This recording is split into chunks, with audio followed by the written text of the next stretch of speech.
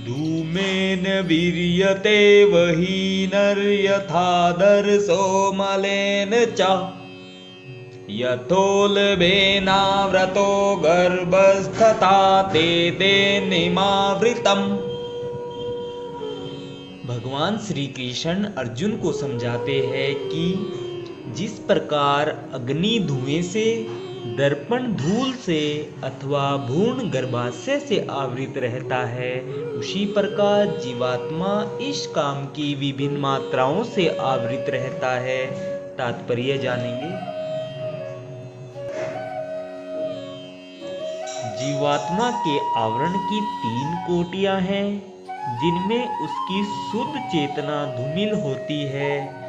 यह आवरण काम ही है जो विभिन्न स्वरूपों में होता है, यथा अग्नि में धुआं, दर्पण पर धूल तथा भ्रूण पर गर्भाशय।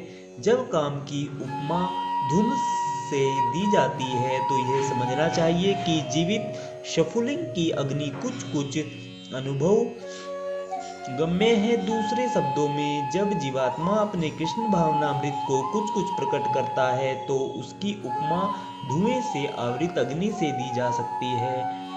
यद्यपि जहां कहीं धुआं होता है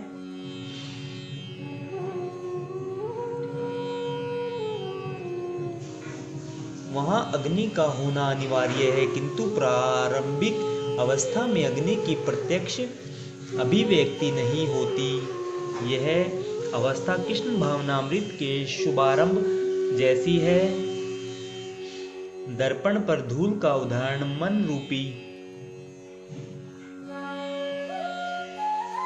दर्पण को अनेकानेक आध्यात्मिक विधियां से स्वच्छ करने की प्रक्रिया के समान है। इसकी सर्वश्रेष्ठ विधि है भगवान के पवित्र नाम का संकीर्तन। गर्भाशय द्वारा आवृत भ्रूण का दृष्टांत असहाय अवस्था से दिया गया है,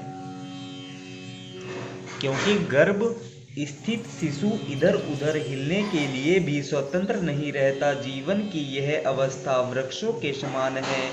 वृक्ष भी जीवात्माएं हैं, किंतु उनमें काम की प्रबलता को देखते हुए उन्हें ऐसी योनि मिली है कि वे प्रायः चेतना शून्य होते हैं।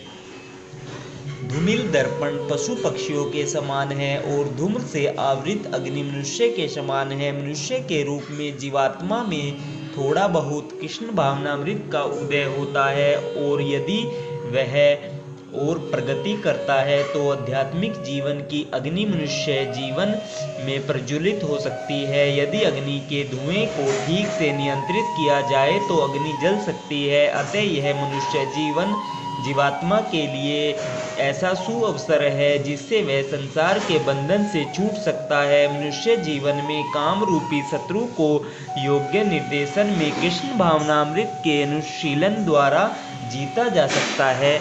राधे राधे दोस्तों, जय श्री कृष्णा। आज हमने श्रीमद् भागवत गीता के अध्याय 3 के श्लोक नंबर 38वें श्लोक का आनंद लिया है। राधे राधे, जय श्री कृष्ण।